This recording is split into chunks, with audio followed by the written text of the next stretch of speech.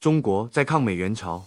战争上，为了保卫和平、反抗侵略，倾力出战，死伤者众。最终在1951年夏，美国眼见胜利无望，被迫坐上了谈判桌，达成了停战协议。据中国官方统计，在抗美援朝战争中，壮烈牺牲和光荣负伤者共36万余人，其中有14万人常年在异国他乡。这一场战役是惨痛，但也体现了保卫和平、反抗侵略的正义之举。所以，来到中朝边境的鸭绿江断桥，除了欣赏著名的红叶之外，最重要的是亲身穿越抗美援朝战争史。